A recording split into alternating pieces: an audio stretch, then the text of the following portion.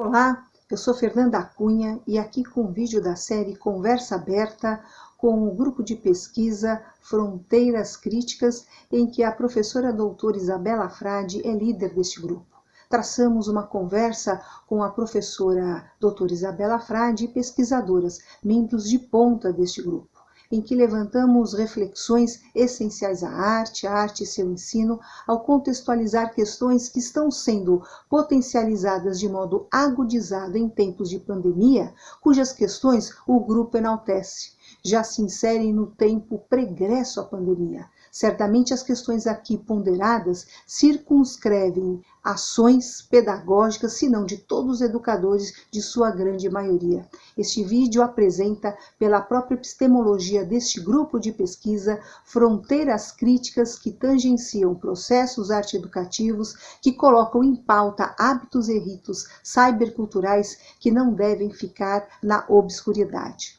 Vamos lá? Olá, Isabela Frade, minha querida. É um prazer imenso estar aqui contigo, com as suas pesquisadoras que fazem parte do seu grupo de pesquisa, não é? Quero agradecer muito a presença de todas vocês. Sei que no seu grupo de pesquisa existem mais pesquisadores, pesquisadoras, e que fica aqui à vontade dos outros participantes em outros momentos. Olha, já estou te convidando para uma próxima gravação com o seu grupo, hein, Isabela? E dizer aqui para você a minha admiração, o meu carinho, não é? E deixar aqui em público o meu agradecimento especial, que eu vou contar aqui só para você e para as suas pesquisadoras do seu grupo, que a Isabela, desde os primeiros vídeos que eu venho postando nesse período de pandemia, ela, por vezes, me manda algumas dicas, alguns conselhos, enfim. A Isabela tem se tornado, ela não sabe, mas deve, para mim, né, uma diretora de cena, diretora de imagem. Isabela, olha, eu teço essa observação porque é verdade que atitudes como essa não vêm de todos, né? Não vêm de todas as pessoas. Por muitas razões, né? E também para dizer aqui que a gente não cresce sozinho. Crescer em quê? Eu não estou. Os meus vídeos, um dia um colega meu, um outro colega meu, que eu mandei o vídeo, ele falou assim para mim: Nossa, Fernanda, como você está melhorando. É fato que são vídeos amadores, né? E eu tenho muito a aprender e que nós não estamos sozinhos, né? E quando eu me lanço em tempos de pandemia para fazer isso, somente com as colaborações singulares de pessoas singulares que se apontam, e uma dessas poucas pessoas é você, Isabela Frade. E quero deixar aqui o meu agradecimento.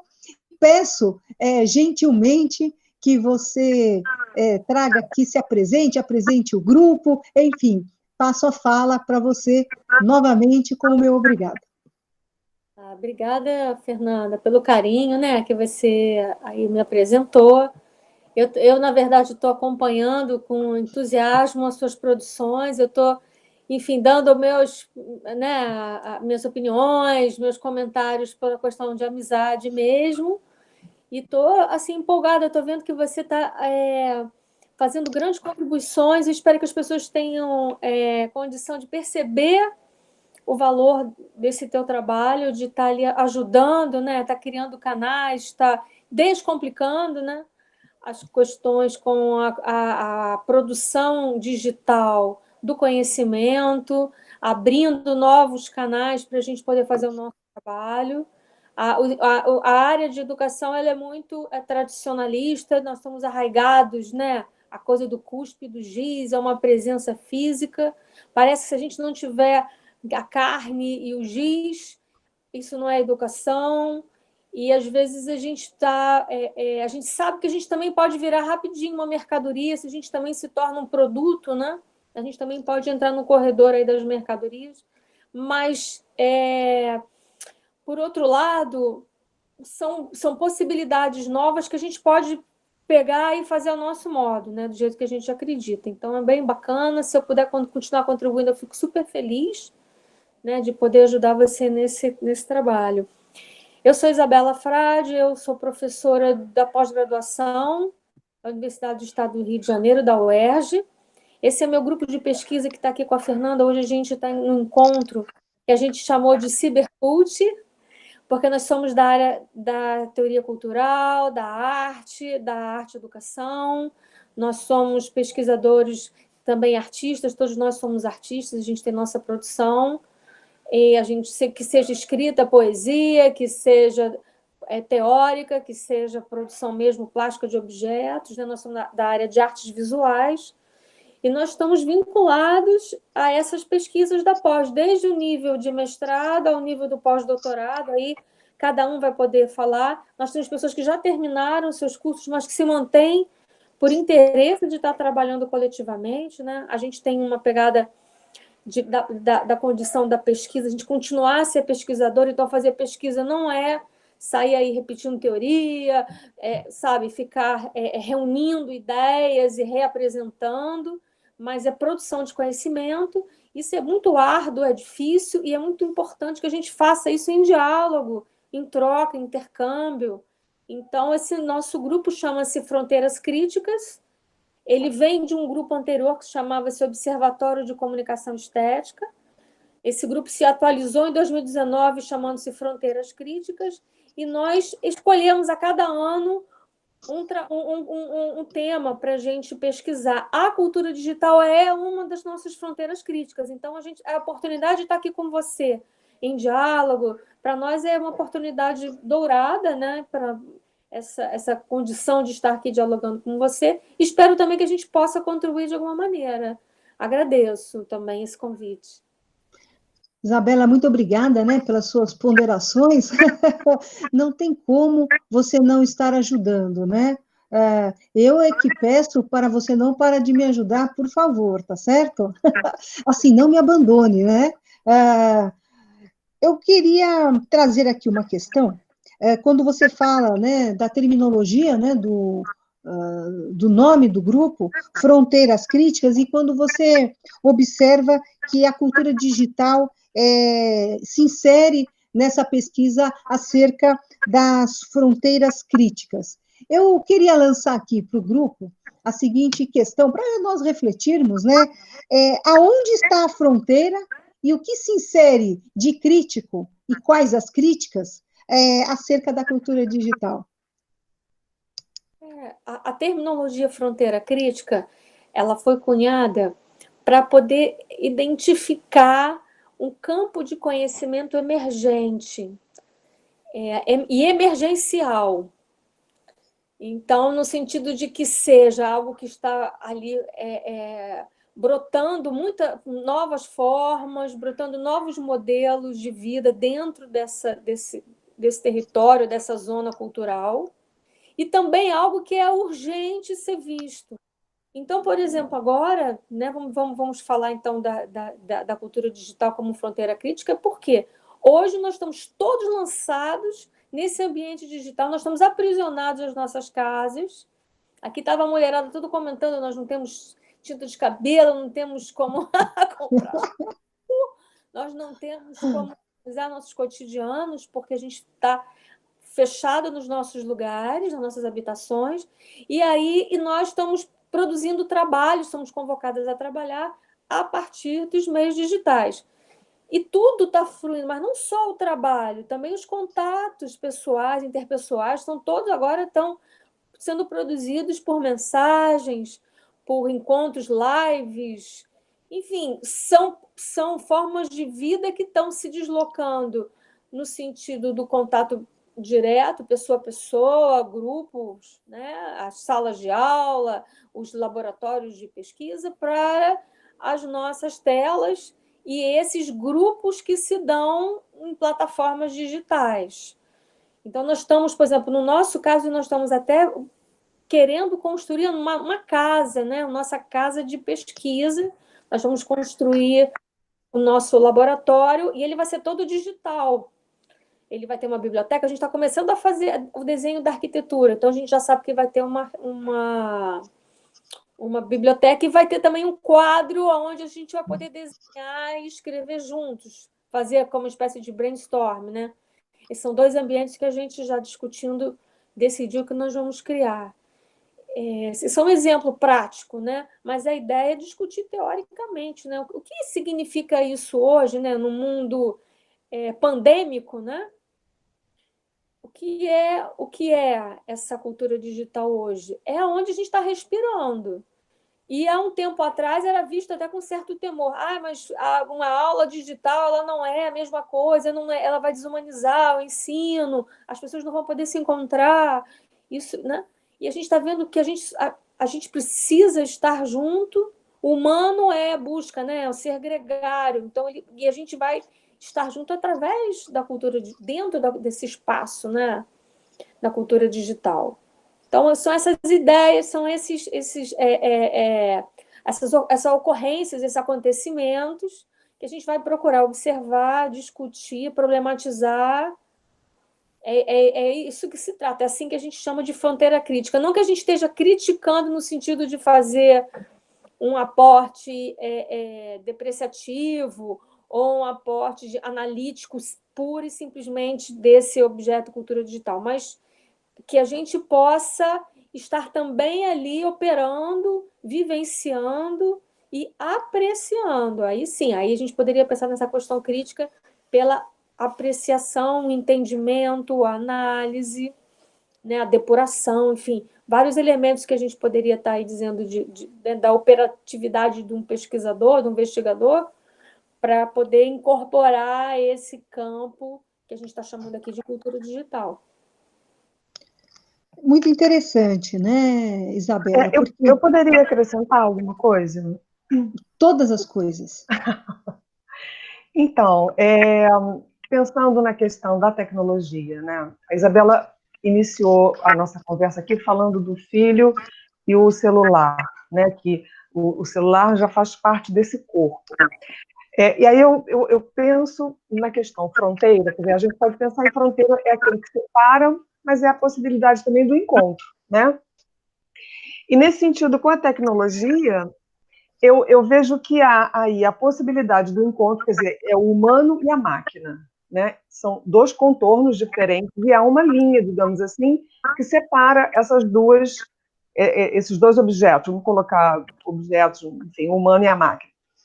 Mas, ao mesmo tempo, a gente hoje tem a possibilidade de fusão, né? Eu acho que há uma fusão desse corpo máquina e desse corpo humano, né? E eu penso que essa é uma questão de hoje, esses exemplos que a Isabela trouxe, né? Com relação ao nosso mergulho nesse universo virtual, a dependência, digamos, do filho dela com o celular, e todos nós, de uma certa forma, estamos conectados e estamos com os nossos dispositivos móveis para todos os lugares em que a gente, agora não vamos mais, mas a gente circulava com eles por todos os lugares, né? Então, eu penso que a fronteira também pode discutir essa questão, né? Desse lugar do humano e desse lugar da máquina, ou desse lugar da fusão dos dois, né? É isso. Muito interessante, porque alguém vai falar? Os corpos se afetam, né? Nesse novo ambiente, os corpos se Veja, vocês estão trazendo questões muito ricas, né? Que eu vou trazer algumas observações, por exemplo, essa questão da fusão máquina com corpo, né? Como será que como acontecer a fusão máquina, corpo, educação, né? Ou o estranhamento, claro, porque você acordar numa pandemia sem ter plano de ensino, porque ninguém nos avisou, né? Isso traz um estranhamento imediato, um desconforto singular, né?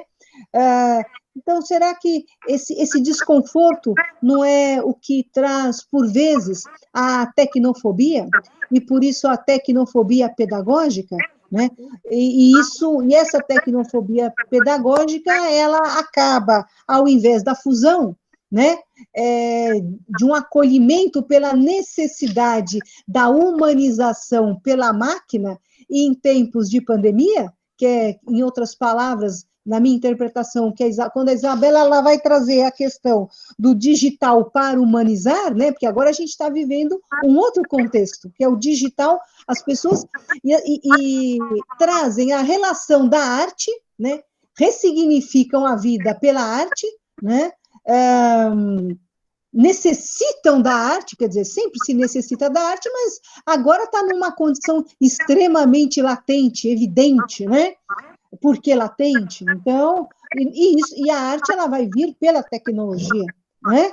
Então, a gente pode entender que o digital ele acontece enquanto humanização, ou eu poderia dizer que a estética digital, portanto, as expressões cyber artísticas é que vem humanizando essa sociedade que luta para não adoecer ou para atenuar o adoecimento. E aí há um hiato com a educação quando se estabelece a tecnofobia. O que vocês me observariam no entendimento de vocês acerca dessa provocação? Então, a questão da tecnofobia, hoje a gente vê ela acentuada, mas ela não começou hoje, né? Assim, como um marco, digamos assim, nesse processo, eu posso citar a Prefeitura da cidade do Rio de Janeiro. Em 2008, a Prefeitura ela forneceu um laptop, para cada professor de toda a rede municipal. E naquela ocasião, eu estava na chefia de um grupo em que eu pude perceber muito claramente as reações de cada um desses professores em relação ao recebimento desse equipamento, né? Uns não tiraram da caixa, outros entregaram para o filho, outros não quiseram saber, enfim, alguns pegaram e abriram, e aí, nesse momento, a gente achou de criar uma situação onde todos pudessem, de alguma forma, utilizar e se apropriar daquele recurso que estava chegando às nossas mãos, né? Então, assim, eu não vejo que isso, a tecnofobia, que é o termo que você usou, é uma questão atual. Eu acho que hoje, a tecnofobia, se a gente puder chamar dessa forma, ela está nos revelando o tempo que nós perdemos, né, no contato e na apropriação desse recurso, porque isso era inevitável. A utilização da tecnologia era inevitável, todo mundo já sabia disso, mas o professor ele recusou-se a entrar, a conhecer, a lançar mão, enfim, a mergulhar nesse universo. O que o artista rapidamente fez, né? Então, quando você fala da questão da arte, a arte contemporânea, ela está mergulhada nesse universo. E o distanciamento desse artista para o educador é um abismo, né? Então, eu acho que o professor perdeu o tempo, ele perdeu o time de acompanhar esse processo. E hoje precisa correr contra o tempo. E é inevitável. Agora ele foi pego no laço. Se ele não fizer agora, um abraço, ele está fora do processo daqui para frente. É essa forma que eu vejo. Mas aí eu faço uma pergunta para você. No momento em que esses computadores foram entregues para esses professores, que ações foram feitas junto a essa entrega desse notebook? Né? Para que ele não fosse um elemento apenas de estranhamento. Né? Então, a prefeitura, não estou aqui também defendendo a gestão Eduardo Paes, acho que foi nessa época, né, Isabel? Acho que foi Eduardo Paes, mas enfim, não estou defendendo a gestão Eduardo Paes, mas ele, de uma certa forma, ele aparelhou as escolas com data show, com equipamentos para que os professores... E aí dependia de cada direção, de cada coordenação, vejo, né, imagino eu, né, a dinamizar. Não foi Eduardo Paes, não. Foi Eduardo Paes, não. Posso até entrar aqui para ver quem foi. Sei, tudo bem. Depois a gente pode ver isso. Foi em 2008, não sei quem era o prefeito em 2008. Vou ver aqui. Mas... Acho que era César Maia. Acho que é César Maia. Foi César Maia. Não sei. Então, as escolas, com todo esse equipamento, deveriam, individualmente, quer dizer, enquanto unidades, a partir das suas coordenações pedagógicas, das suas direções, ou mesmo do movimento do professor, criar situações em que esse material pudesse ser aproveitado, né?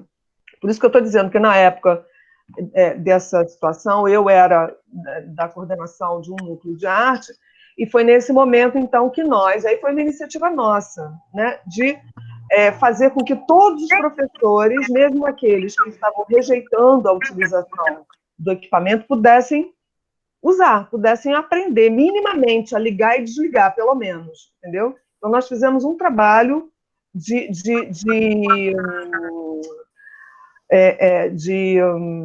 fizemos um grupo de estudos para dar conta de aprender minimamente a usar esse equipamento que nos chegava às mãos. Agora, foi uma iniciativa nossa, acredito que deveria ter sido uma iniciativa de toda a rede, em todas as direções e coordenações, mas eu não sei te dizer o que aconteceu nos outros lugares.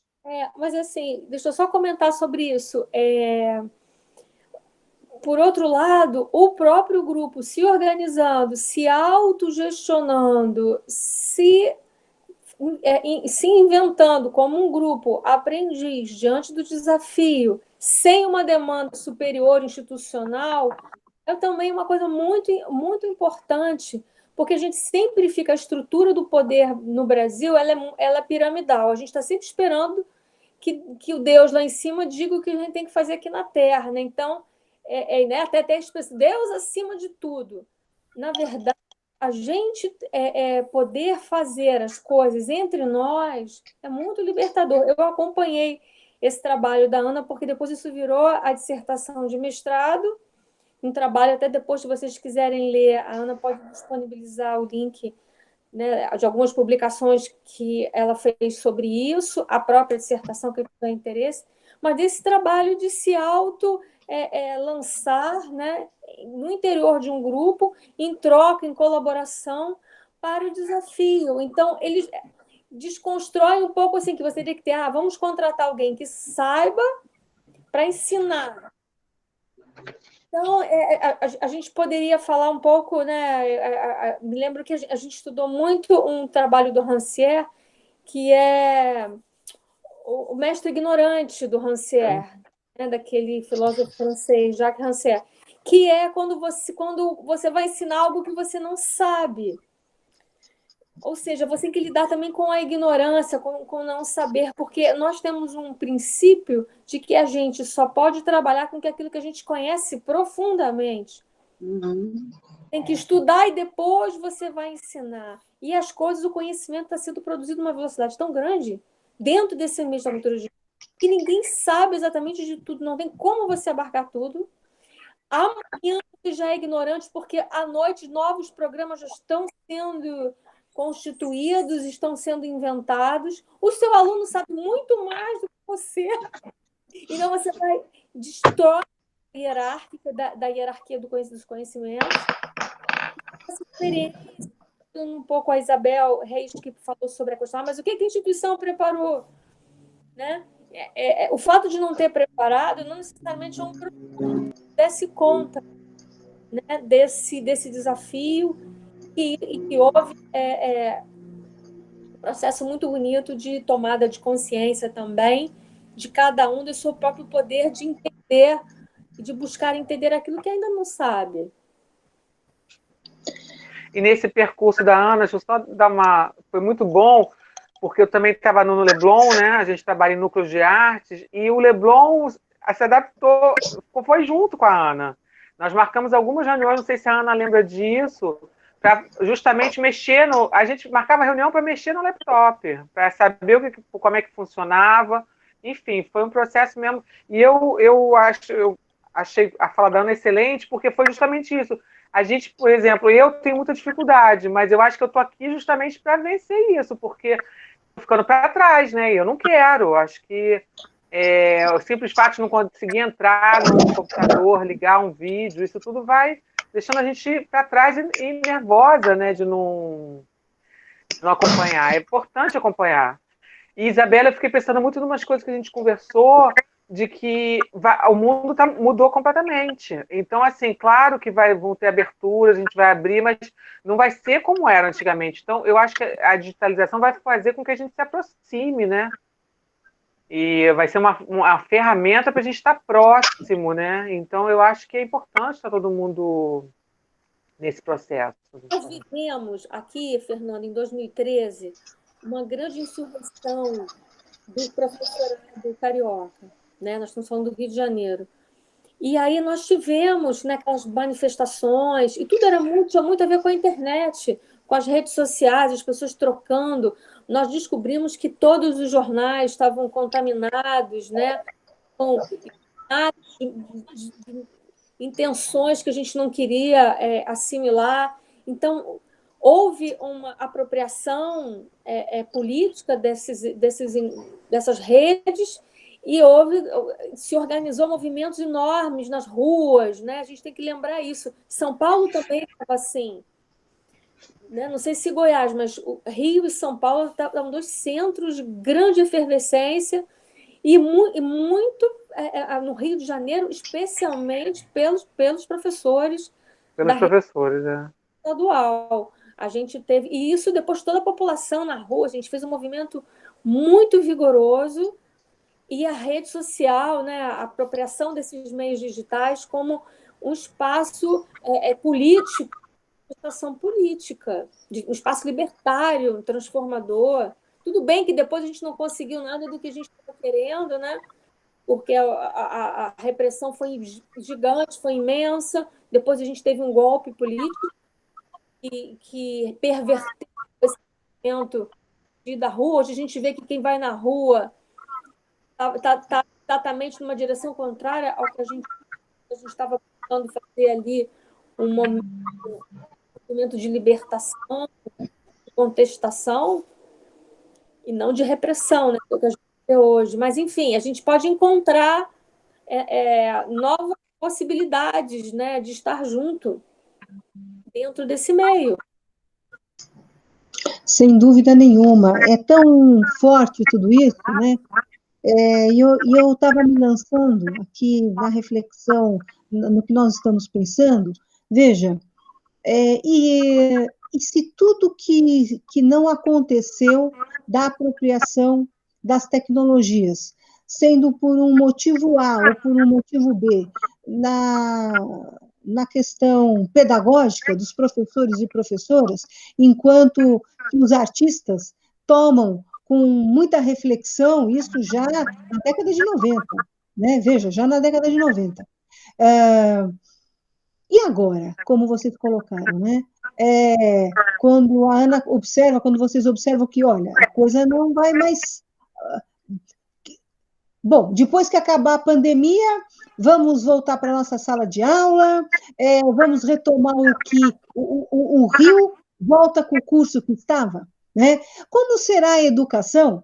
Olha, eu até penso o seguinte, como será a educação? Vamos pensar que nós não estivéssemos na pandemia, olha, que sonho, né? Vamos sonhar um pouco. Vamos pensar que nós não estamos na pandemia. Como é que vai ser a educação daqui 3 anos? Daqui 5 anos? Daqui 10 anos? Agora vamos voltar para a nossa pandemia, né? Que, na verdade, essa pandemia não é nossa, ela não nos pertence, mas nós estamos nela. Quer dizer, como será a educação daqui 3 anos? Daqui 5? Daqui 10? Né? Quer dizer, fato é que algo pode ser acelerado, mas daqui 10 anos, de todo modo, nós teremos. Será que sem a pandemia, teríamos o mesmo formato que já está em processo no que tange os nossos alunos e alunas nato-digitais? Porque o aluno, ele não tem, ele não tem aquela paciência linear. O aluno tem uma impaciência não linear, né? Quer dizer, esse aluno, ele não tem a sua impaciência não linear com a pandemia. E esse aluno, nós estamos falando de um aluno que já tem 20 anos. O Nato Digital hoje já tem 18, 17. Olha, nós estamos falando de 2 décadas aqui no Brasil, né? Então, isso tudo é muito forte, né? Pensar o que essa pandemia pode... Às vezes a gente aprende com a dor também, né? Pode nos acordar, né? para nos apropriarmos, né? E de que maneira? Porque também Gente, se olha lança... só, eu queria falar uma coisinha, Fernanda. Só uma? Não, só uma não pode, então não vai falar. Vamos lá. Eu queria só assim, puxar a conversa um pouco para o outro lado, para o lado do aluno, porque eu sou professora da escola pública e o que me incomoda mais nesse momento são os alunos que não têm acesso à internet, que aí a gente está criando, né, está fazendo da educação também nesse momento, ela está dividindo, né, aqueles alunos que têm acesso fácil à internet, eles estão dentro do esquema, né, do novo mundo. Mas no Colégio Pedro II, por exemplo, onde eu trabalho, a gente tem muitos alunos que não têm computador, que não têm, às vezes o pai tem apenas um celular, e eles não têm como acessar os meios novos, né? Então, isso também é uma coisa que me incomoda bastante nesse momento. Queria só trazer essa questão do outro lado, né? Nem todos os alunos têm acesso a isso. Sem dúvida nenhuma. O que você traz, Mônica, é altamente relevante, porque, veja, já em 2008, eu observava, e veja, nós estamos falando de quantos anos de 2008 para cá. Para você ter a internet, você tem que ter luz. Sim. E nós temos um Brasil com muitos lugares, com escolas, com famílias sem luz, né? Então, nós estamos falando de luz, nós não estamos nem falando de saneamento básico, nós não estamos nem falando de esgoto, né? Nós não estamos nem falando de água tratada, né? Que são coisas que, de certo modo, caminham junto. Caminham junto em quê? Caminham junto num país que carece de tanto para tantos, né? Enquanto o Brasil tem uma desigualdade que a pandemia está mostrando. Eu estou muito incomodada com a pandemia, quando começou-se a dizer o seguinte: a pandemia ela não tem classe social. Eu não estou vendo assim. A pandemia, ela pode. A gripe, ela também não tem classe social, né? Agora, quem tem mais condições, se você tem uma família que mora 10 pessoas, 5 pessoas num único cômodo, não é quarto, é num cômodo, que aquele cômodo é tudo, é completamente diferente de uma família que mora com 4, 5 suítes, né? Essa pandemia, o coronavírus vai ser igual para essas duas sociedades, porque o Brasil tem sociedades diferentes, né?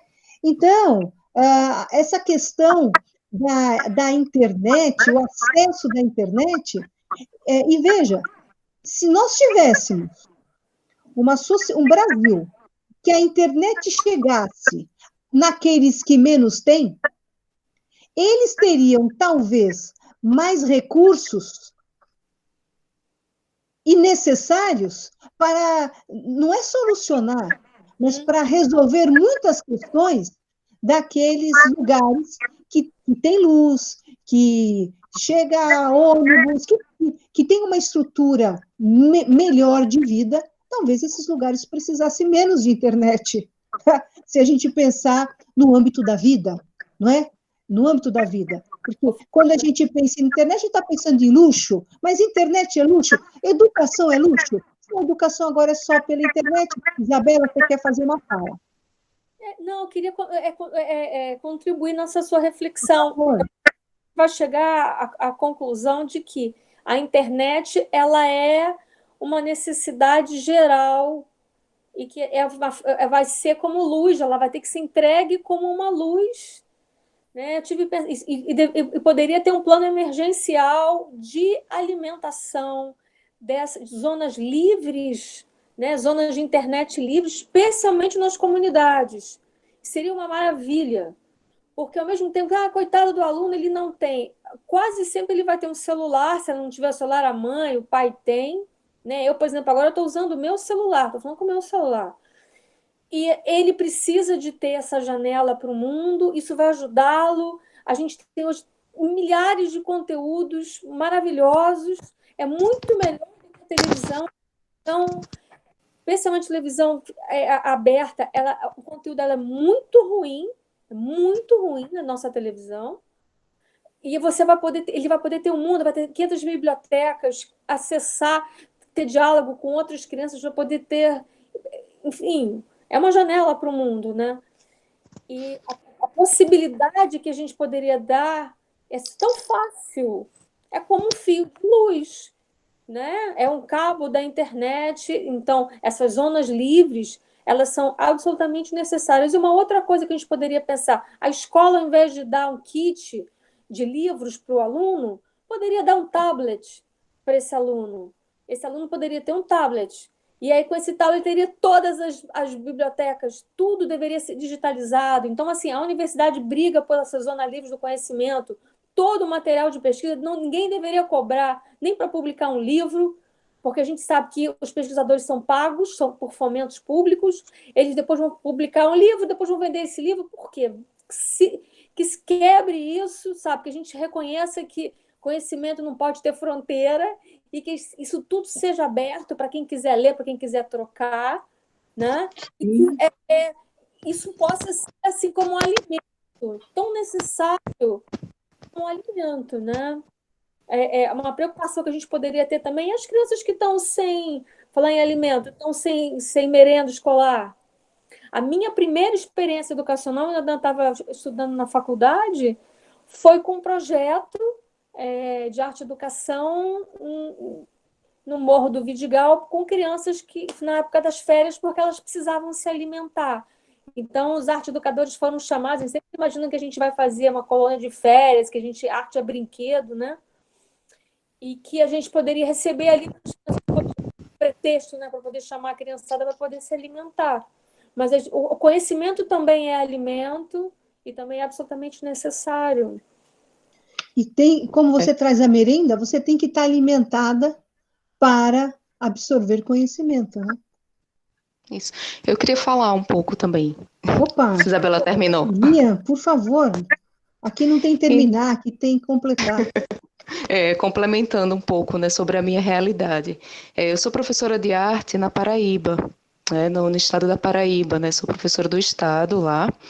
E a nossa realidade, né, complementando um pouco tudo isso que já foi falado sobre a questão da aversão à tecnologia do professor, essa questão do aluno, o acesso, né, à informação que a Isabela está trazendo agora, está tudo conectado, né, e principalmente por uma coisa que vocês trouxeram agora, que é a desigualdade social, né? Então a gente isso está aparecendo muito forte nessa desigualdade, né? Não é de hoje, obviamente, mas a gente percebe, né, o quanto que os privilégios são para poucos, né, no nosso país. Então, a minha realidade lá na Paraíba, a gente está tendo essa dificuldade de manter as aulas justamente por uma casa só ter um celular, né, o celular da mãe ou do pai ou do filho, né, que ainda funciona.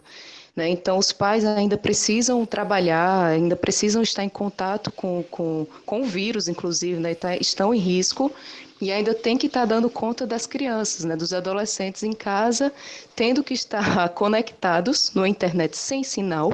Né? Eu mesma dou aula lá numa comunidade de quilombola, de cerâmica, que eu não posso agora, nós estamos com a plataforma online para atender essas pessoas e eu não tenho um aluno cadastrado na minha turma, porque eles não têm sinal, né, de internet. Então, sempre que eu ia dar aula lá, a gente ficava sem sinal, né, o meu sinal acabava na entrada da comunidade. Então, a gente fazia, né, todo o nosso trabalho, nossas horas, ao sair eu voltava a ter conexão. Com a cidade, né? Então é muito complicado isso ainda, né? Justamente por essa desigualdade. Então essa transformação que a gente está passando nessa pandemia há menos de 6 meses e essa obrigação da gente ter que ter uma conexão, né? Saber dar aula online e querer que os alunos tenham isso para não perder o ano é bem complicado. É aos poucos, eu acho que é uma realidade nova. A gente realmente vai ter que se adaptar. Mas antes dessa adaptação tem que ter essa igualdade, né? Todo mundo tem que ter recurso. E não é só a internet, né? Como a Isabela tá falando, a gente tem que ter alimento. Não é simples dizer, você já tem luz, você já tem energia, você já tem internet, então acesse. Não, né? Muitos pais estão com 3, 4 filhos em casa, tendo que dar assistência a todos eles e ainda ter que trabalhar, né? Eles não estão no privilégio de, estou recebendo meu salário, mas estou fazendo home office. Não existe isso, né? Em muitas realidades brasileiras, infelizmente. Veja que forte, né? Porque nós estamos aqui em 7, né? E nós estamos falando, ao mesmo tempo, de vários tipos de Brasil, né? E quando você está trazendo essa questão de que, claro que você trouxe, Ilian, para outro contexto, tem que estar tudo conectado, e está tudo desconectado, né? Porque para trazer essa harmonia estética, né? A gente vê-se o que os dirigentes políticos, educacionais falam, mas no final, ou ainda antes de tudo, né? Quem está na linha de frente e a tudo que não acontece, tudo não acontece, né? A internet que não tem, porque a luz não tem, porque não tem o saneamento básico, porque não tem a comida, porque a escola que traz a merenda, a criança sem merenda está, quer dizer, uma situação desigual, ela está numa situação mais desigual, né? Mais frágil, né? Um Brasil mais fraco, um Brasil com mais problemas, e nisso tudo, o que a gente acaba encontrando? O professor dando aula. Olha, tudo que o Brasil tem é graças ao que os professores fazem. Porque os professores todos formam, né? E tudo o que o Brasil não tem é o que não possibilita a educação de fazer. Talvez a minha fala seja, nossa, mas que posicionamento radical. Me apresente outro. Porque a situação do que a professora não agregou a tecnologia no tempo que deveria ou poderia, porque cursos tem um monte de situações que para muitos pode não ter dado, mas para outros muitos poderia ter dado, como para outros muitos deu, né? Ainda que poucos dessa quantidade maior da totalidade de professores. Agora, o que eu tenho visto nesse momento de pandemia, porque esses vídeos têm me aproximado de conversas num outro paradigma com as pessoas, com educadores, com educadoras, no final das contas, aquele professor da educação básica lá da creche do interior daquele estado, que não tem luz, ou que vai não ter a internet, ou como a professora, sem saber tecnologia, consegue chegar pela tecnologia, olha que coisa antagônica, sem saber tecnologia, consegue chegar pela tecnologia, ensinando a este aluno, chegando a este aluno, o simples fato de um professor e uma professora chegar para esse aluno frágil. Eu não estou falando para o aluno e aluna que, se não tiver, ainda assim está tendo.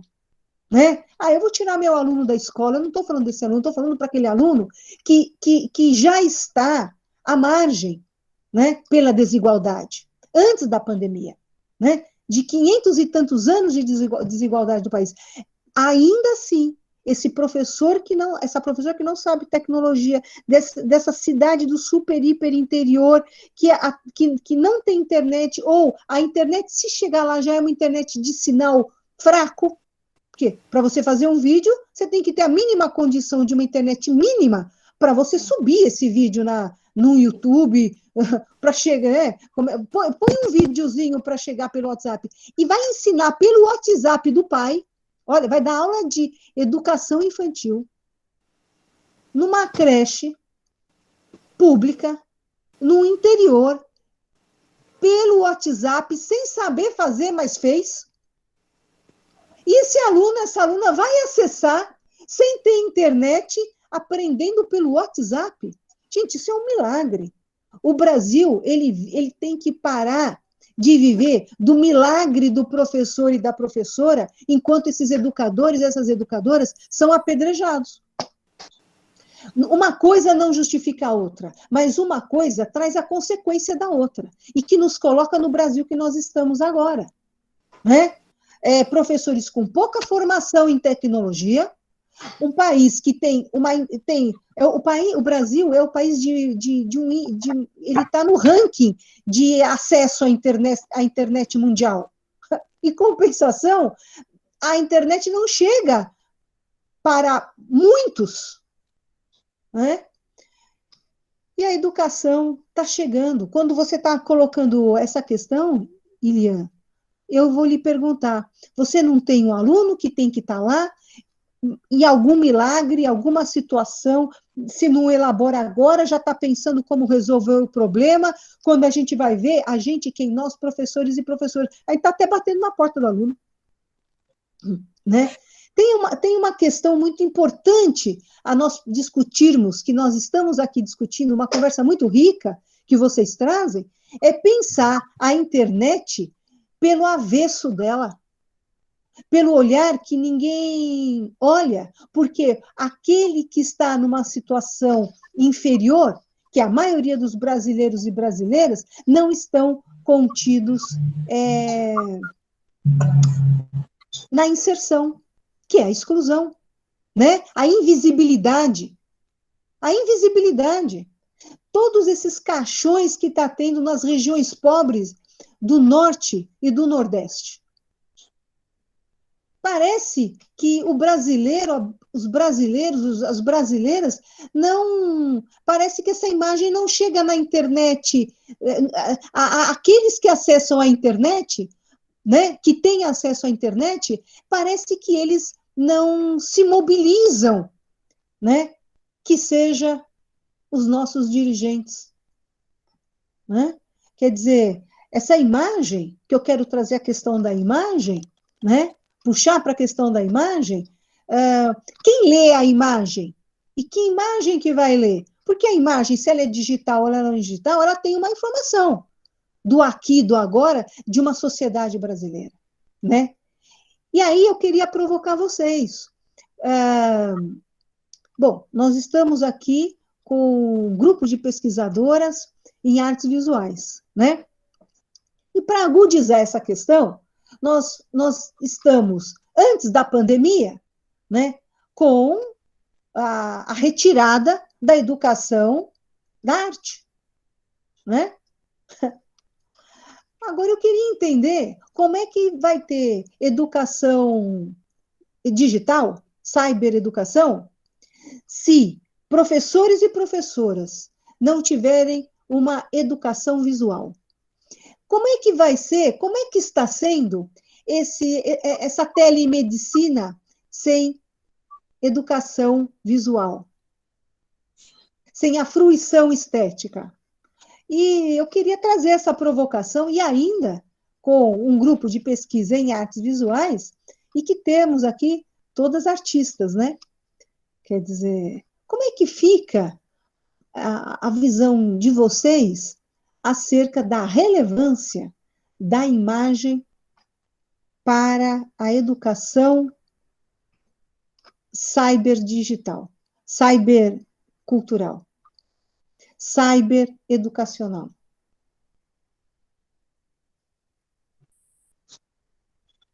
O silêncio responde muito, né?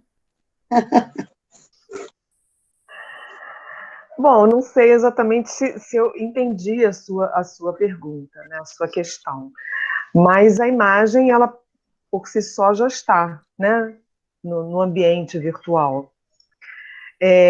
Agora, todo esse processo, né, de trabalhar com a imagem com o aluno da forma presencial, se a gente leva isso, eu não sei se essa é a questão que você está colocando, né? De que forma esse trabalho com a imagem, como é que ela se dá dentro desse ambiente virtual? É essa a sua pergunta? Também, vamos lá. Então, eu penso que ainda, ou melhor, é a forma como os professores hoje estão lidando com esse aparato, né? De alguma maneira, eles trazem uma forma já conhecida de uma aula presencial para dentro desse universo virtual. Eu acho que, para o momento que a gente está vivendo, é a saída de emergência, digamos assim. Mas eu penso que ela pode ser mais do que isso. De alguma maneira, eu ainda não saberia dizer, né? Mas de alguma maneira, essa provocação do outro que está, né, do outro lado, né, que está nesse ambiente virtual, a provocação para a imagem, né, para leitura ou análise ou trabalho com a imagem, ela precisa ser de uma provocação que a gente ainda não, pelo menos eu acho que a gente ainda não conseguiu chegar nela, e que ela vai passar, a meu ver, por um entendimento do processo de um pensamento computacional. Como é que isso se dá? Né? Porque dentro de um pensamento computacional você tem um aspecto provocador, né, do pensamento do outro. Então eu acho que o lidar com a imagem dentro desse universo tem que passar por um entendimento dessa linguagem computacional, desse pensamento computacional. Acho que só ali é que a gente vai conseguir dar o pulo, né, para não reproduzir uma forma de aula que a gente já vinha nos espaços presenciais. Eu não sei se eu me fiz entender, mas eu acho que há um gap, alguma coisa aqui que a gente ainda não alcançou, mas que, nesse momento, é o que dá para ser feito. É trabalhar na produção de vídeos, é trabalhar com imagens, né, na apresentação para o aluno, enfim, mas são formatos que vêm de uma aula presencial. A gente precisa pensar esse contexto, mas entender desse contexto, exatamente o que significa estar num ambiente como esse, dentro de uma linguagem binária, o que significa isso, para que eu possa, então, pensar uma forma diferenciada de aula, né, e que eu consiga tocar o outro, mesmo que distante por uma linha. Eu acho que é mais ou menos isso. Não sei se eu me fiz entender. Complementando um pouco o que né? A gente observa que as pessoas querem fazer as mesmas coisas dentro desse ambiente. E aí se confunda um pouco por aí. Como é que eu vou fazer o meu trabalho? Cara, você não vai fazer o seu trabalho. Você vai inventar uma nova forma. Você vai ser diferente. Você vai descobrir com os seus alunos, junto com, aliás, vai aprender muito com eles também. Se a gente pensar de modo geral, a juventude, né? Eu estou falando de janeiro e da juventude, todo mundo está conectado, tá? A maioria está conectada pela rua, todo a empregada doméstica, o guarda de trânsito, o cara que trabalha no caixa de supermercado, ou a pessoa que está carregando na bicicleta vai fazer a entrega. Eu estou vendo todo mundo conectado. A gente se conectar também é uma coisa que a gente vai ser assim, é uma necessidade agora. E é uma necessidade do futuro também. A gente percebe isso. Quem ficar, a Ana já comentou isso, quem não for, será superado. Vai ficar, você é daquele tempo, né? Imagina, lembra que tinha o da máquina? Lembra quem aprendeu aquela, né? A usar a máquina de escrever? Era um tempo. Eu trabalhei com máquina de escrever. Eu também. Ainda bem que eu não fiz. Projetor também, lembra? Projetor de slide. Mimeógrafo, gente. A técnica, lembra do mimeógrafo? E nós vamos atravessar isso também. Só que não vai ser do mesmo modo. Vai ser diferente. E vai ser bom ser diferente, porque nós vamos estar fazendo um processo de vida, de criação, de aprendizado, de crescimento. A gente vai ter que sair, se arriscar, vai tropeçar. Eu acho que a dificuldade do professor é um pouco da nossa formação, né? Que a gente tem que estar certo, porque a gente vai ensinar que é o certo, aquilo que a gente conhece, você sabe isso. né?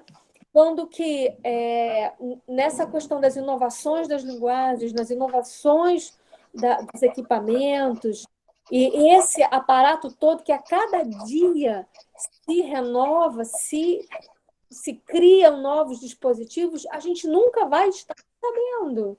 Vai ser sempre um jogo de descobrir, né? E entre erros e acertos, a gente conseguir fazendo, encontrando caminhos. Eu acho que exatamente isso que a Isabela traz é que o novo time, digamos assim, desse educador, né? Você tem que trabalhar a partir daquilo que você desconhece mesmo, assim, você trabalhar com o improvável, com aquilo que é desconhecido, com aquilo que vai chegar. Você não, porque o professor ele tem uma bagagem, ele é um conhecedor de diversas questões, ele tem um conteúdo e ele trabalha com esse conteúdo, né? Ele vai lá diante da turma dele e fornece, né? Fornece, troca, dialoga, mas ele tem essa bagagem. Eu acho que a mudança agora é você, claro que você tem a sua bagagem, o seu conteúdo, mas é você trabalhar com aquilo que não está previsto, aquilo que flutua, aquilo que te chega, né? Eu acho que esse novo tempo e que a tecnologia está trazendo para a gente, né? É essa possibilidade de você trabalhar com alguma coisa que não está no seu domínio, né? E que você aí vai precisar criar uma rede, né? Uma rede de colaboradores, uma rede de uma coletividade, né? Que possa estar conjuntamente pensando, né? Na educação, enfim, naquilo que se tem para fazer. Eu acho que é esse novo lugar que o professor tem que assumir para ele. Eu queria falar um instantinho, assim, concordando com o que a Ana está falando e só complementando, que, por exemplo, eu vejo a minha filha está estudando e ela tem aula com os professores, ela compra as aulas, né? Enfim, ela está fazendo uns cursos pela internet. E eles dão aula, Ana, igualzinho como a gente dá aula. Eles botam um quadro, não é negro, é aquele quadro branco, e dão a aula. Aí eu fiquei pensando exatamente nisso que você está falando, quer dizer, ele transportou aquele pacote, né, aquela forma de agir de sala de aula para a internet. E eles estão bombando, ela tem aulas, cursos caríssimos, e todo mundo faz, e, enfim, com conteúdo, e dessa forma mesmo, como eu estou te falando, tradicional do professor, né? Às vezes tem uns até que vão de terno e gravata e dão a aula. Então, assim, o que a gente está aprendendo com isso, né? Na realidade, ele sabe botar uma câmera, né? Ele sabe gravar uma aula, enfim, é claro que ele está aprendendo, que ele teve que se deslocar para fazer aquilo, mas no nosso caso, eu acho que é muito mais essa construção desse conhecimento, né? Como a Isabela falou, é junto com o aluno construir esse conhecimento, né? É óbvio que o aluno tem que ter acesso a ele, né? Eu fico pensando muito, tenho pensado muito no telecurso segundo grau, quando as pessoas aprendiam pelo rádio, sabe? Quando ligava o rádio, ele tinha aula no rádio. Quer dizer, então será que a gente vai ter que voltar para o rádio? Porque, sabe, a gente não tem acesso livre à internet, todos nós teríamos, né? Democraticamente, né? O que seria o acesso democrático, né? E outra coisa também que eu queria falar é o seguinte: quando a internet começou, eu lembro que ia ser gratuita para todo mundo. Eu lembro que na praia era gratuito, tinha uns pontos que eram gratuitos, que a gente ia para os pontos. E eu frequentei muito, enfim, Minas, e tinham cidades de Minas que eram gratuitas. Eram gratuitas. Então, como é que isso se reverteu? A gente tem que pagar net, entendeu? Eu acho que é tudo eu acho que são brigas. Eu acho que são brigas aí que a gente tem que comprar, né? A gente tem que comprar essas brigas. Porque era gratuito. Eu frequento Tiradentes há mais de 20 anos. E quando começou a internet em Tiradentes era gratuita para todo mundo. Entendeu? Então, assim, a coisa deu uma invertida, essa questão do capitalismo, dessa desigualdade no qual a gente vive, ela é uma questão realmente real e para ser sistema, para continuar dessa forma. Né? Então, é só para a gente pensar, só queria trazer isso, porque quando a Ana ficou falando, eu acho que é perfeita essa fala dela. Não é para a gente pegar a sala de aula e levar para dentro do computador. E eu estou vendo a minha filha estudando assim. Né? Eu estou vendo o padrão se repetir. Então, acho que a gente tem que pensar um pouco além disso, né? Para além dessa questão, né? se reinventar mesmo, reinventar uma nova forma de diálogo, né? Enfim. Queria colocar mais uma coisinha em relação a esses desafios, né? Acho que um dos grandes desafios que vai acontecer também é em relação à educação infantil, né? Os alunos menores de 6 anos. Com certeza. Com certeza. E outra questão é essa, complementando, né? Essa questão da gente aprender, né, essa nova linguagem e aprender como falar, né? E como interagir, né, através dessas novas plataformas, né? Como é que a gente vai estar lidando com isso. E a criatividade agora, principalmente os professores de artes, vai ser grande, né? Como a gente reinventar os modos de aula e não estar reproduzindo uma sala de aula, né, comum. Né? Na minha escola, nós somos uma escola de cursos livres de artes. E aí nós temos muitas atividades práticas, né? Temos aula de dança, minha própria aula de cerâmica, né? Então, como eu vou trabalhar virtualmente a cerâmica sem cair apenas na teoria, né? Então, sem apenas ficar analisando produção de outros artistas, né? Então, como é que a gente vai reinventar esse tipo de aula? Nessas aulas mais práticas, não só nas artes, como em outros conteúdos também, né? Que o contato com os objetos, com as coisas, as técnicas, né? Como isso vai ser apresentado a partir de agora, né? É algo a se refletir.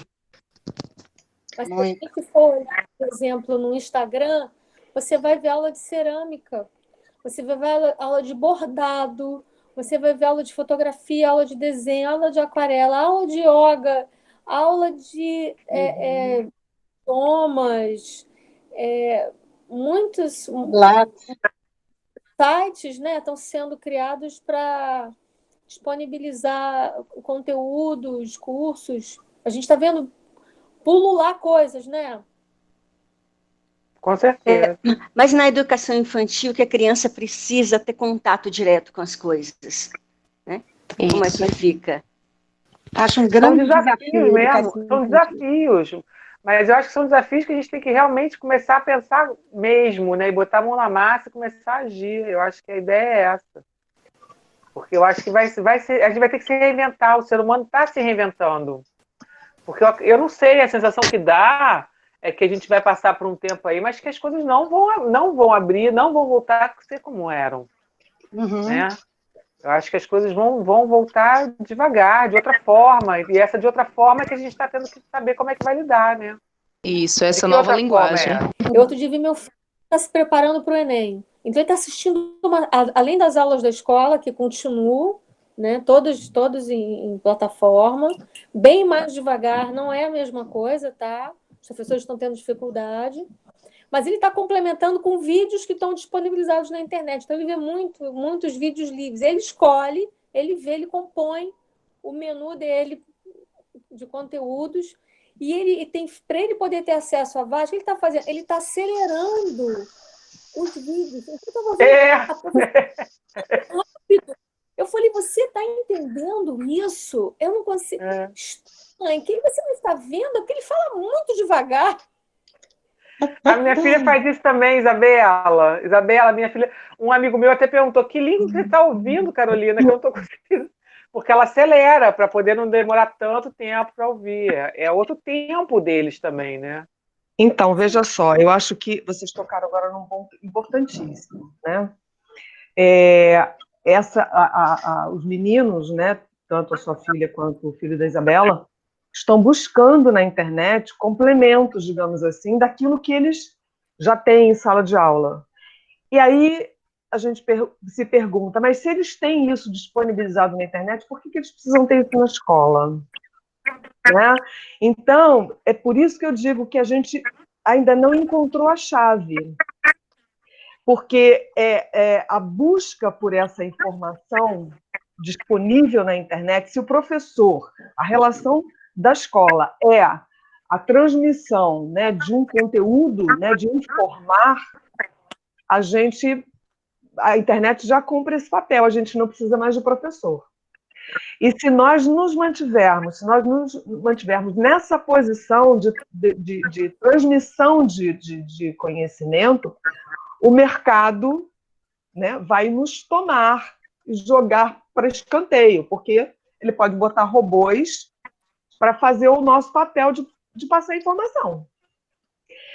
E aí a gente precisa entender o que que papel será o nosso daqui para frente, com esse novo recurso, né? Não é novo, é velho, mas assim, que a gente está sendo obrigado a olhar de frente, né? Como é que a gente agora vai trabalhar com o conteúdo, o conhecimento, ou, né, que não seja aquilo que a internet já fornece pelos youtubers da vida, por tudo isso que a gente está vendo aí, que está disponibilizado para quem quiser pegar.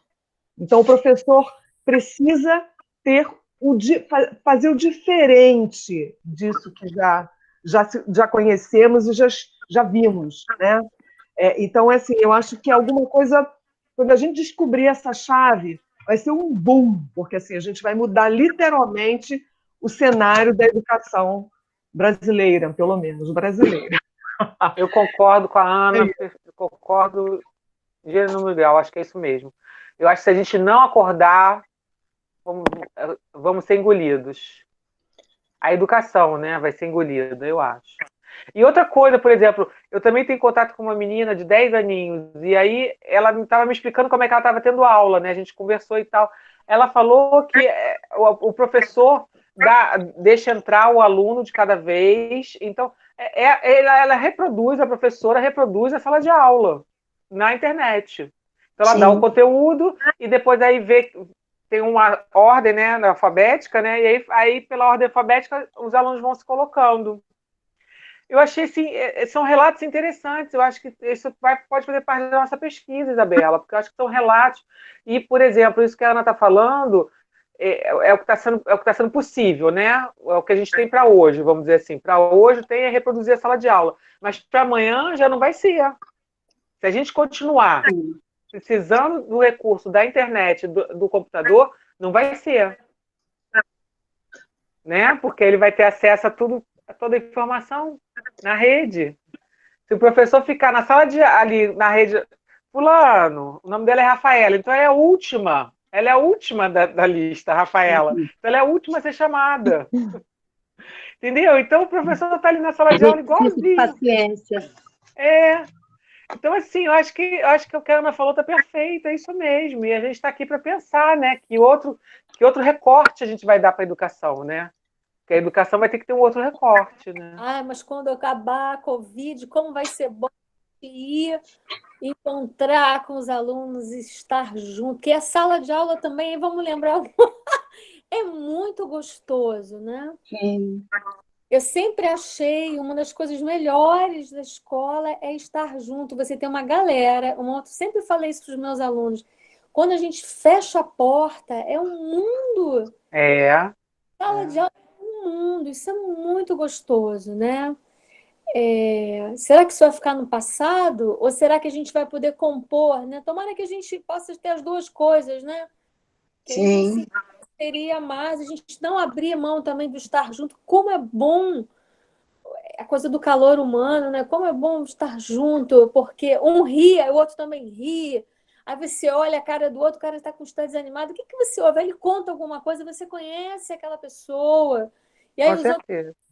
É tão bom, né? E tudo isso faz parte da formação, né, da educação, né, esse contato, essa troca, né, junto. Mas eu acho que não há exclusão nessa história. Eu acho que é claro que nesse momento não é possível agregar, né? Reunir e estar em contato com o outro, mas no momento que se puder estar em contato com o outro, eu não vejo que uma coisa exclua a outra, né? Eu acho que a gente pode agregar. Que coisa interessante, né? Primeiro que nós estamos falando dos professores que somos nós mesmos, né? Professores e professoras. A questão de que se coloca em tempos de pandemia a aula que o professor e a professora dá, né? Porque é verdade que cada um vai estar trazendo o que ele pode e o que ele consegue dentro da realidade do que ele faz, né? Isso tem o que se chama o conhecimento por simulação, né? que o Pierre Levy, acho que é o Pierre Levy, ele já observa, quer dizer, são os primeiros passos para, quer dizer, nós que somos, que já tivemos aula, né, e trabalhamos com a máquina de escrever, quando a gente vai entrar, ter os primeiros contatos, nossa primeira experiência estética com o teclado, a gente vai trazer essa experiência, essa vivência, essa referência da máquina de escrever. Quer dizer, se o professor e a professora ele está trazendo a lousa, aquela linearidade de chamar o aluno, ele está tendo os seus primeiros passos para a referência do que ele tem para um acontecimento de aula. Tem um lado aí que ele está se colocando como ele é e a maneira que ele está se apropriando da tecnologia neste tempo da emergência, é o que ele consegue, né? Agora, veja, no momento que esse professor e essa professora, nós professores e professoras, registramos as nossas aulas, o nosso acontecimento estético pedagógico, em tempos de pandemia, que nós vamos levar isso, não é para os alunos, é para a casa dos alunos, né? Então, mães e pais responsáveis desses filhos, dessas filhas, quantas vezes colocou o seu filho, a sua filha numa escola que sequer foi ver o que o seu filho e a sua filha aprendia. E mais, claro, como aprendia, né? Quer dizer, tem um lado aí bem revelador em todos os aspectos. Em todos os aspectos. Porque nós expressamos, ainda que pelo conhecimento por simulação, a maneira que eu me aproprio ou não me aproprio, como eu me aproprio da tecnologia, para a minha expressão, está lá a minha expressão, né? É interessante, os pais que estão vendo, que interessante no sentido da reflexão, de que ele não está, a importância que a escola tem, porque ele não dá conta nem de ficar do lado do menino, da menina, que é o seu filho ou sua filha, para acompanhar a aula. Porque ele nunca acompanhou a aula, porque aquele pai, aquela mãe, aquele responsável que acompanha o seu filho dia a dia, né, como ele vai ter um outro feedback, ele vai conseguir dar algum retorno para esse filho e para essa filha, né? E quando a gente fala desse aluno, desse jovem, que ele ouve tudo em 2x, né? Que é tudo muito rápido, o aluno, a aluna, essa geração nato digital, eles realmente têm uma mente digital. É por isso que eles não aguentam a sala de aula, porque muitos deles não aguentam a sala de aula, né? Outro dia eu tive aliás, o meu sobrinho, né? Ele é um nato digital. Já está fora 20 e poucos anos, 25 anos, perdi a conta, porque pensei em perder a conta para não me sentir tão velha, né? Então, parei de contar quantos anos o meu sobrinho tem. Então, ele vai ficar agora menino por uns mais 30 anos, né? Ele falou para mim, porque ele manda meus vídeos para ele também, né? Eu atormento todo mundo, atormento ele também. Aí ele me fez uma observação, poxa, Fernanda, seus vídeos, eles são mais, a sua fala é mais lenta? Aí ele traz a reflexão, mas para o seu público... E um outro dia, uma outra pessoa aí meio que da minha geração me disse o seguinte, um professor, ai, Fernanda, que bom que você está fazendo videoaulas assim, porque eu consigo acompanhar. Porque quando você entra na internet, eu pensei, eu também consigo falar só desse jeito, né? Quando você entra na internet para você pegar um tutorial, meu Deus, parece que aquele jovem fala um outro idioma. O meu ouvido não consegue, porque você consegue pôr em 2x, mas você não consegue pôr em 1/4 de x. Velocidade, né? Super, hiper devagar, né? Então, nós temos aí um momento de que a invisibilidade que nós, muitas vezes, educadores e educadoras, colocamos os nossos alunos e alunas, porque segregamos a cultura digital deles, segregamos quem ele é. Às vezes a gente pode estar castigando o aluno, ele não está aguentando aquela forma lenta de falar, ele não pode, na aula ao vivo, pôr a nossa fala em 2x. Né? Então, existe uma geração na educação brasileira de descompasso entre os professores numa certa idade e os alunos em outra idade. E aí vem uma questão muito preocupante que vocês trouxeram, que onde nós vamos perder um certo espaço, muitos poderão perder emprego se não se readequarem, se reorganizarem, pararem de segregar a cultura digital, né? Porque os alunos, de certo modo, não estão reclamando da aula pela rede, aos que conseguem ter, né? E ainda, quando a gente sai da sala de aula, essa nostalgia de não estar na aula, a saudade que a gente quer estar na aula, a saudade dos nossos alunos, eles têm saudade entre eles. Então, o papel social, a interação que esses jovens estão perdendo, quando a gente chega ali, e olha, é verdade, nós não estamos juntas, né? Mas nós estamos juntas. Imagine a qualidade dessa afetividade se fosse alunos, adolescentes, pré-adolescentes, crianças. A Mônica trouxe uma questão muito importante do aluno da educação infantil, né? A criança, até certa idade, ela realmente não consegue identificar o virtual e o real. Para ela é tudo real, portanto, que quando passa uma propaganda de sorvete, ela vai pegar o sorvete lá na tela, né? Então, imagine, em tempos que essa criança, de repente, foi retirada do convívio social dela, não estou dizendo que o virtual, o digital, vai substituir o real, de maneira alguma, mas o papel social, afetivo, que está fazendo, porque nós agora estamos em convívio, né? Nesse momento, hoje é um sábado, outras pessoas, quando nos assistirem, eu não sei que dia da semana vão assistir, mas hoje nós estamos nos demos este tempo para este sábado, né? E que certamente estaríamos mais reclusas se não estivéssemos por aqui. Então, assim, tem muita coisa que eu penso que é muito rico quando o professor vai lá, se ele vai fazer ser aqui de lousa, ele fez. Ele tem que dar o próximo passo, ou não, mas qual vai ser a consequência disso, né? E nós estamos dando sabor para o aluno, daquele sabor que nós segregávamos. Era proibido usar celular, era proibido ir para o laboratório de informática. Você quer ir num lugar que você não consegue dar aula, é o laboratório de informática. Não entre com água, então você não pode sentir sede. Se você sentir sede, né, não entre com água, não entre com lanchinho, tudo está bloqueado para evitar que ele entre nas coisas que a instituição de ensino entende que é proibitiva. Opa, proibitiva? Como é que nós temos que educar o aluno para que ele não seja vítima do que ele consome? Um dia a Isabela me perguntou, mas, Fernanda, essa questão que você coloca tanto da criticidade, o que nós retiramos do aluno, né? Porque tudo isso deve e pode ser conteúdo para discutir, né?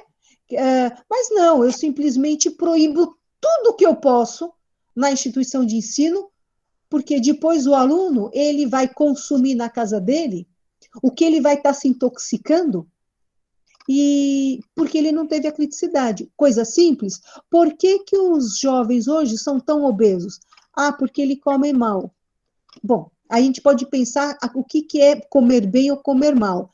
Entretanto, todo esse processo que ele come, que ele consome, que ele coloca para dentro de si, vem da imagem, né? Ele tem um desejo que muitas vezes ele entende como necessidade de comer, de consumir. Eu estou trazendo até uma metáfora desse estar obeso, tanto no aspecto literal quanto metafórico. Então, ele vai se intoxicando e se explodindo daquilo que faz mal, porque ele consome pela imagem, e não se discute essa imagem com ele, porque ela é segregada. O que é segregada? A cultura digital, né? Quando nós entramos como professores e professoras na casa desses alunos, a gente está mostrando, veja, isso às vezes isso não é, na maioria das vezes, talvez, nem consciente para o professor e para a professora, mas nós estamos mostrando uma outra forma, um outro paradigma de consumo de imagem, de valor, né, para esse aluno e essa aluna que ele desconhecia, porque a educação, ela muitas vezes segrega, e a cultura digital, os meios digitais, como recursos intermediadores no processo de aprendizagem, que poderia, na verdade, estar trazendo uma consciência do aluno do que ele consome. Espera aí, é 2x? Ele está ouvindo em 2x? Quando a Isabela Frade e vocês questionam os seus filhos, né? Nós questionamos os nossos de casa, os nossos próximos, só de questionar, que é a natureza da arte, né? A arte não é trazer em questão, o trazer em questão põe o outro a pensar sobre aquilo. Agora, se a gente segrega, ele nem pensa, ele vai acriticamente, ele vai, por osmose, né? Consumindo tudo aquilo. E muito sozinho. Ele vai estar muito sozinho com esse território, né? Que ele vai aventurar, porque provavelmente não está dentro dessa mesma zona que ele está frequentando, não vai ter acesso, porque provavelmente não tem intimidade com esses meios, porque não quer dizer, as pessoas estão conectadas, mas as pessoas estão conectadas em mídias em conteúdos muito restritos, né?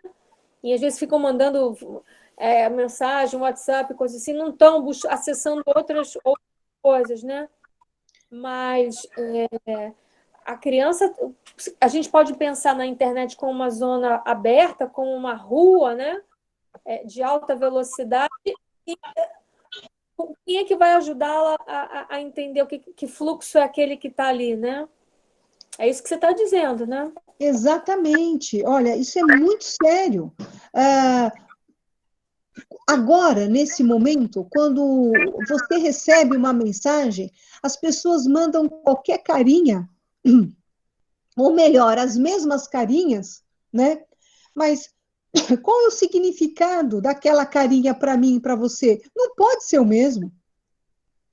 Essa uniformização, se os professores, as professoras discutissem com os seus alunos, tá bom, é kkk, mas esse seu kkk, quando eu estou kkcando e você está kkcando, essa kkcada, qual é o significado?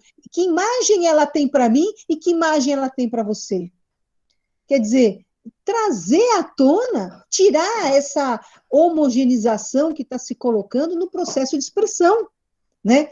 E aqui eu vou provocar até a Isabel Reis, porque, veja, quando a premissa, eu não consigo separar da cultura digital a imagem, não é? Como eu também não consigo separar da cultura digital o som, como eu não consigo separar da cultura digital o texto. Então, se eu pego um clipe de um artista, ele é mais som, ele é mais imagem, ele é mais visual, ele é mais cênico, ele é mais musical. O que ele é? Né? O que não é, aqui para todos nós, a polivalência. Mas é uma inter-relação de som, imagem e texto intrínseco da cultura digital. Como se estabelece, então, a qualidade estética de um processo de ensino-aprendizagem em arte? Né? Quando nós artistas, já temos para nós o questionamento acerca da tecnologia ao nos apropriarmos, né, para trazer como estética, e nós, arte educadores, né? Como é que nós trazemos isso para trazer essa provocação, para colocar todas essas questões dentro dos seus objetivos, dentro de um plano de ensino, para educar esse aluno, essa aluna para a vida. Porque o fato é que, não sei, agora foi o ano passado, retrasado, eu me perdi um pouco no tempo, aí com o Covid, então, nem tinha lá uma espécie de brincadeira, que muitas crianças acabaram se suicidando. Baleia azul. A baleia azul, aquela outra brincadeira. Olha, o nome é brincadeira, mas isso não é brincadeira. Né? Quando um do lado do outro, aí mandava a pessoa, falava não sei o que a pessoa dava um saltinho, aí duas pessoas do lado davam uma rasteira. Quantos tiveram hematoma no crânio? Agora, o jovem, ele consumiu isso ingenuamente e foi reproduzir isso acriticamente dentro, pela cultura, pela internet, pela cultura digital. Como é que essa professora de educação física, de artes, de biologia, de física, de português, enfim, como se apropriar do universo psíquico desses alunos para que eles não se tornem vítimas, estancar isso daí, né? E como isso é possível dentro da inter-relação de linguagens, né? Isso é uma questão, e quando eu vejo hoje o que o Covid nos põe num problema, mas ele nos lança para uma ação e ele também nos coloca numa evidência da aula que damos, como damos e por que damos, e como nós podemos, sabendo, professores e professoras, que estamos entrando na casa desses alunos, né? Qual é a nossa relação com a família? Porque tanto se falava nos livros, na academia, vamos provocar a nossa academia, né? Que a escola tem que sobrepor os muros a educação tem que se sobrepor os muros da escola, né? Essa frase ficou quase que emblemática. O Covid, infelizmente, pela presença do Covid, mas nós temos hoje uma educação que não nem sobrepõe os muros da escola, mas não está na escola, está no professor que entra na escola, na casa desses alunos e alunas, desses que, retomando a conversa inicial, tem luz, tem internet, né? E tem ferramenta, equipamento para este acesso. Porque todos os outros alunos, muitos deles, estão sem aula, e muitos ainda, quantos que no Brasil nem na escola estão antes do Covid. Né? Eu penso que nós somos heróis, né? E heroínas, professores e professoras, né? E retomo aquela questão, a importância da imagem no processo da educação. Hoje, um médico, uma médica que não teve arte, né? O que ele vai perder no seu processo de curar com a telemedicina? Porque ele tem que fazer leitura de imagem. Ele tem que fazer leitura de imagem. Um professor de matemática, vamos falar as disciplinas, abre aspas, importantes, porque ele tem mais peso porque no Brasil o que importa é o que passa no vestibular. Não é o que importa. Nós sabemos que não, como educadores educadores de artes, mas há um crivo que acaba colocando muitas disciplinas, muitas áreas de conhecimento como algo menor, né? Agora, a base para você fazer, um professor de matemática, um professor de português, um professor de biologia, professor ou professora, para fazer uma videoaula, ele não vai ter que trabalhar com a imagem? Ele não vai ter que trabalhar com a parte cênica? Como é que fica? Olha a lacuna que nós temos para a formação da pessoa no seu sentido mais amplo, quando se tira a arte e quando trata a arte como algo menor, a imagem, né? Eu tenho pensado muito fortemente nisso, sabe? Eu também. Eu tenho visto muito as pessoas falando da importância da arte nesses dias, que a valorização, né, das coisas, desse consumo, né, estético, seja numa literatura, na poesia, na música, na arte visual, né, e que filmes, né, e todo o aparato, né, de produções para que se humanize, para ter prazer, para poder viver narrativas, né, do humano. Como é importante isso. E acho que a gente sai valorizado. Eu vejo a gente saindo, a gente vinha passando, né? Você até tinha comentado sobre a questão da BNCC, como nós tínhamos sido colocados às margens, né? Quase saindo ali do currículo, a gente estava como um componente curricular, a gente perdeu o status de disciplina, e hoje a gente vê que, olha, a próxima reforma educacional que tem que ser urgente, porque a base foi um fracasso, né? Eu acho um fracasso pensar que alguém tem que ter uma coisa única no mundo, nesse mundo digital. Inclusive, ele mostra que não existe mais, não pode existir mais essa perspectiva. E como a arte ela é importante para a formação e para alimentar, né, a comunicação entre as pessoas, a vida mesmo, né, é humana, como ela se preenche, ela se anima com isso. Então, é mais do que imprescindível, né? É imprescindível, é mais do que necessário, é imprescindível. Eu sinto a gente hoje assim, super. Eu acho que, sabe, aquele negócio dos males que vem para bem. Então, algum bem vem desse mal, né? Eu não gosto de dizer que males vem para bem. Eu gosto que algum bem, né? Dentro da pedagogia do vírus, a gente ao encontro do essencial. O essencial das nossas casas, das nossas famílias, do amor que a gente tem pelo nosso trabalho, pelos companheiros de trabalho, né?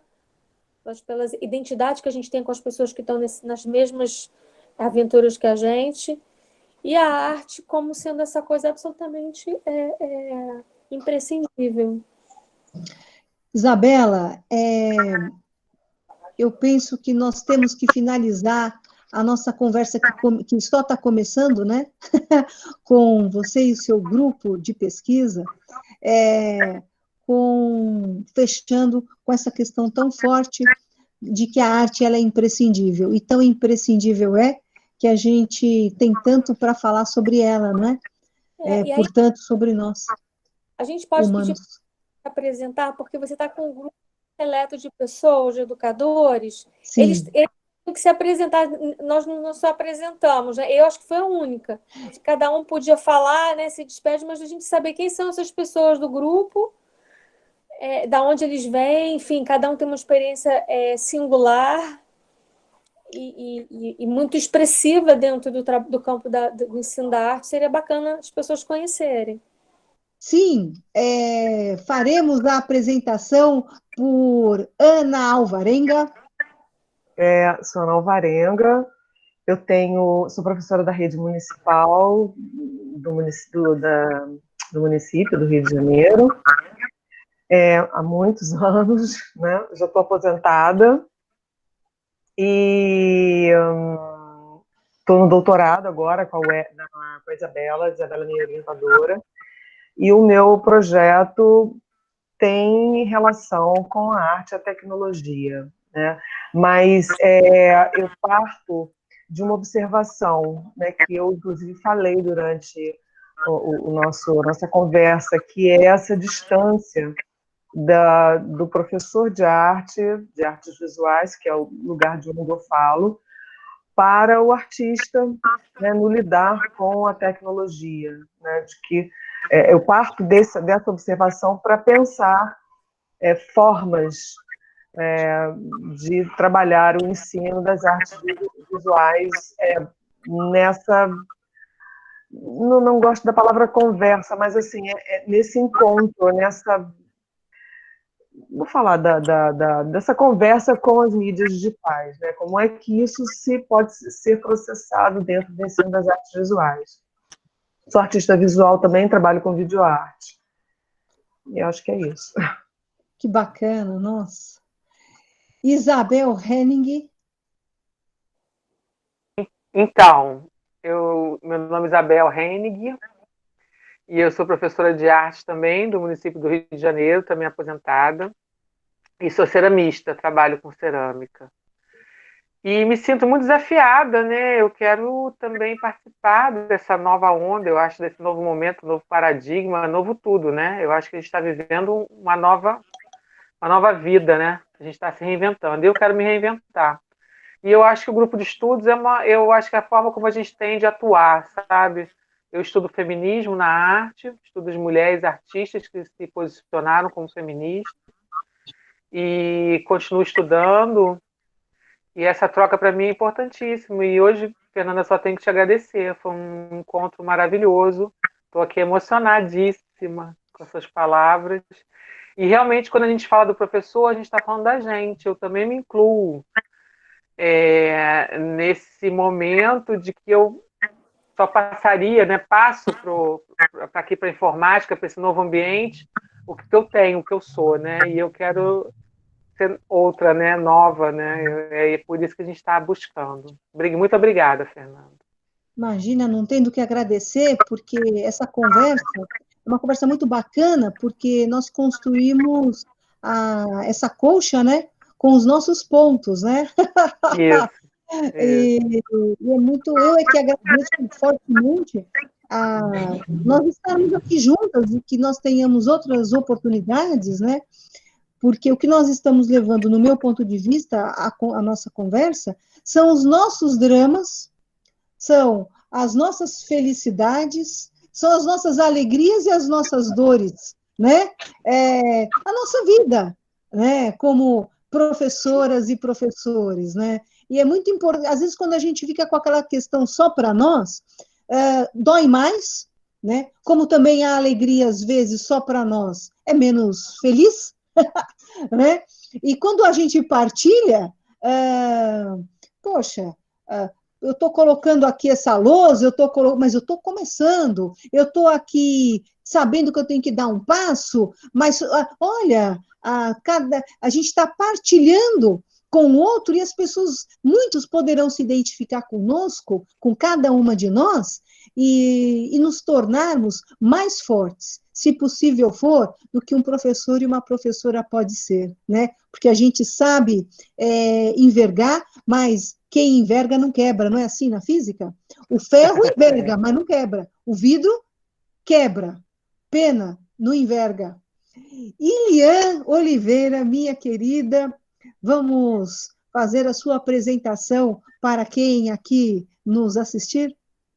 Eu sou Ilha Narayama, sou professora da rede estadual também da Paraíba, dou aula em João Pessoa, na cidade de João Pessoa, e estou atualmente fazendo doutorado, né, sou aluna do doutorado pela UERJ, né, sou orientanda da Isabela Frade, sou artista visual, professora de cerâmica, ceramista também, e estou pesquisando, né, um artista, um ceramista, né, lá da minha terra, do Nordeste, que é o mestre Galdino, né, seu processo criativo e seus seguidores. Essa é a minha pesquisa atual. E acredito que essas conversas, né, sobre educação, né, que nós estamos tendo, né, arte e educação, nós enquanto professores de arte, são riquíssimas, né? Mais que importantes, principalmente que essa pandemia, né, essa quarentena que estamos vivendo, foi um dos únicos momentos que nos deu um estalo, né? Um estalo para a gente parar, né, e refletir, né, que tipo de sociedade a gente está criando, nós enquanto professores, né, formadores de opiniões, educadores, que tipo de sociedade, né, que a gente quer levar, né? Isso, a gente para nesse momento, né? Nós somos obrigados a parar e refletir e tudo que estávamos caminhando, né, em termos políticos, ambientais, ecológicos e principalmente na educação. É o momento que a gente reflete agora o que fazer com tudo que a gente já fez e se é realmente esse caminho que a gente pretende seguir, né? Então, é importante demais essas conversas que estamos tendo aqui agora. Super bacana, né? E o quanto nós somos, repito, heróis e heroínas, né? Porque o Brasil está sendo construído por nós, e o que ainda não se construiu é porque a educação não chegou, né? E nós estamos pensando tudo isso que você coloca em questão, porque ninguém está nos dando, ou está nos faltando muito de respaldo para que possamos.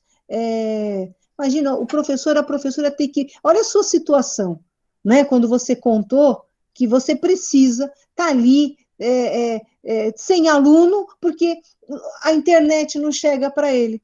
Você já fez, você está buscando uma série de desbravando, e eu tenho certeza que daqui a pouco, se bobear, você está elaborando até uma xerox, sei lá eu o quê, porque eu tenho visto, os professores estão fazendo milagre. Gente, isso é muito sério. O Brasil não para, porque os professores e as professoras não deixam o Brasil parar. Porque se tem profissionais nesse país, é porque alguém os formou, né? Mônica Sica, minha querida, conte-me sobre você. Eu sou Mônica Sica, sou professora de artes visuais do Colégio Pedro II, aqui no Rio. Atuo lá em duas frentes. Eu sou professora da educação básica, do ensino fundamental 1, trabalho basicamente com o 5º ano, e sou coordenadora do Espaço Cultural do Colégio Pedro II, que é uma galeria de arte que existe no prédio da reitoria, em São Cristóvão. A gente promove exposições e eventos em várias linguagens da arte. E eu sou mestra, né, pela UERJ, também fiz o mestrado com a Isabela Frade, e minha pesquisa foi sobre um artista naif do interior de Minas Gerais, chamado Francisco Severino. E, atualmente, eu me tenho interessado, né, em continuar trabalhando, pesquisando arte naif, mas numa vertente mais voltada para as mulheres naif. Eu fiz recentemente a curadoria de uma exposição de mulheres naif da Baixada Fluminense, que despertou em mim essa vontade de ver, né, pesquisar mais a fundo o que significa para essas mulheres essa arte que elas produzem, né, as mulheres naif. E tenho também muito interesse em trabalhar, e já pesquiso há algum tempo, a relação de arte e natureza. Fantástico, mais ou menos isso, né? Fantástico. E todo esse material que você traz, né, na sua fala, ter que pensá-lo de um modo, ainda que pelo menos necessário, nos tempos de hoje, que natureza, cybernatureza, né? Esses espaços culturais aí na escola, como ficarão, né? Pela internet, pela web, que desafio que você tem, não, Mônica? Todos nós temos, inclusive, né? Fernanda, ontem, né? Ontem foi um dia muito importante para a gente, porque a gente conseguiu publicar, colocar no ar a primeira exposição, né, virtual.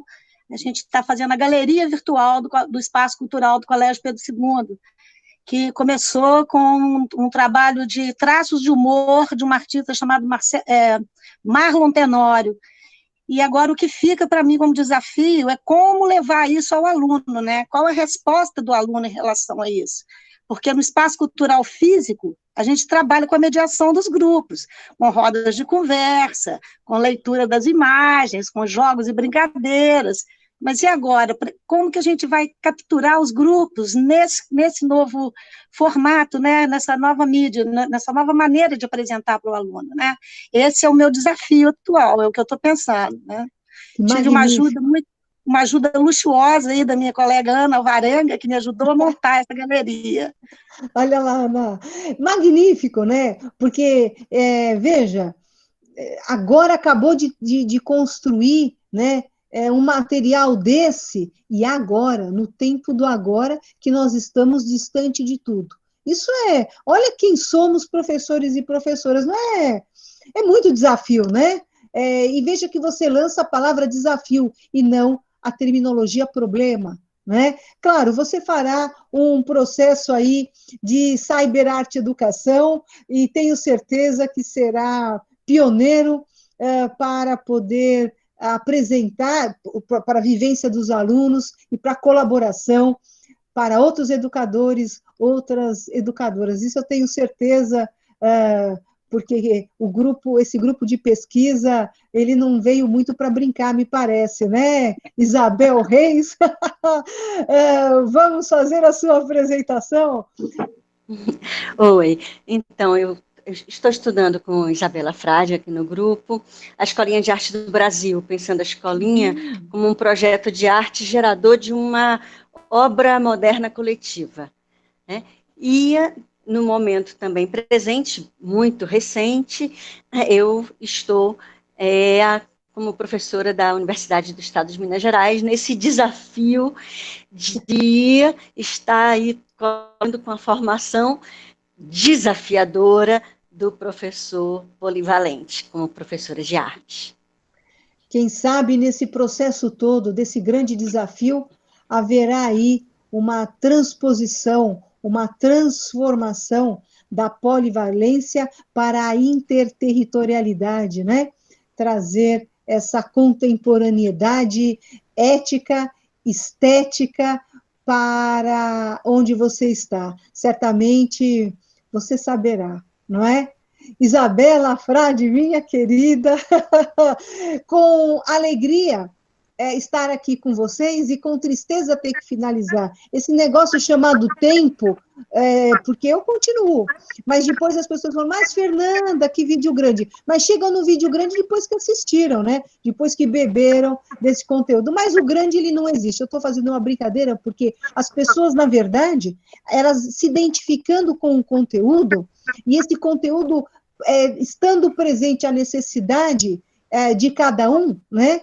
Porque essa conversa, ela alimentou as minhas necessidades, né? Certamente de outras pessoas também, né? É um presente que vocês, você representando como líder do seu grupo, né? Traz para esta publicação que faremos por meio desse vídeo. Quero lhe parabenizar, ao parabenizar cada uma, a Ana, a Isabel, a Ilian, a Mônica, a Isabel Reis, assim, olha, tá aí, quem não entende para que serve a academia, quem não entende para que serve a pesquisa, quem não entende, assista a gente que já nos assistiu, mas vá conferir a pesquisa, o grupo de pesquisa que a Isabela Frade, e peçam, participem desse grupo, vão pesquisar, vamos estudar. Está aí, a qualidade estética, o resultado é esse. É o que a gente devolve, é o que elas estão devolvendo para a sociedade, e que eu, muito comodamente, essa tarde, bebi desse rico licor. Isabela, muito obrigada, ao te agradecer e te parabenizar, e aí a todo o seu trabalho, que não são 2 dias de trabalho, né, Isabela? Não são 2 dias, e que você está formando pessoas que estão na linha de frente da educação, resistindo, existindo, resistindo, né? Cyber resistindo, nesse momento que a gente acorda, nós dormimos, eu fui dormir sem pandemia, e acordei na pandemia. Olha só. Então, deixo aqui para você trazer o que você poderia, em nome do grupo, trazer como mensagem final, que você gostaria de falar para quem nos ouvir, professores, professoras, artistas, arte-educadores, arte-educadoras, alunos, alunas, pais responsáveis, o que você traria para eles? Primeiro eu quero agradecer, né, a atenção sua conosco, esse convite para a gente estar aqui conversando, dialogando com você, revendo algumas das nossas posições. Para nós também é bastante importante a gente afirmar, né, aquilo que a gente está pensando, as provocações fazem a gente caminhar um pouco. E gostaria de desejar a todos muita energia, disposição, coragem, para a gente descobrir novas coisas. A nossa capacidade, a capacidade humana a gente não conhece. A ideia de fronteira é um lugar onde a gente pode atravessar, é a aventura de atravessamento. Então, que a gente possa se sentir convidado às vezes um limite aparece para que a gente possa transpô-lo, né? Se fortalecer, gerar resistência, né? Reconhecimento que você falou foi muito bonito, né? Da valorização do educador. Então, que a gente possa, como sociedade brasileira, valorizar o educador, valorizar o artista, valorizar todas as pessoas que trabalham na área cultural, né? E na formação. Acho que isso é fundamental para a gente se reerguer como nação, né? E atravessar essa vida com mais dignidade e felicidade. Delicioso, né? Que sabor gostoso, deixando aquele gostinho de quero mais. Deixo aqui um beijo nos seus corações, um beijo no seu coração, Ana, um beijo no seu coração, Isabel Henning, um beijo no seu coração, Ilha, um beijo no seu coração, Mônica, um beijo no seu coração, Isabel Reis, um beijo nesse seu coração tão fraterno, amigo, tão presente na vida das pessoas que você atravessa. Isabela Frade, beijo nos seus corações. Obrigada, Fernanda. Obrigada a todo mundo, gente. Beijos. Beijos. Beijos. Beijos. Muitos beijos. Beijos e beijos. Finalizo aqui, então. Um beijo. Beijos. Saindo. Tchau, gente. Tchau. Tchau.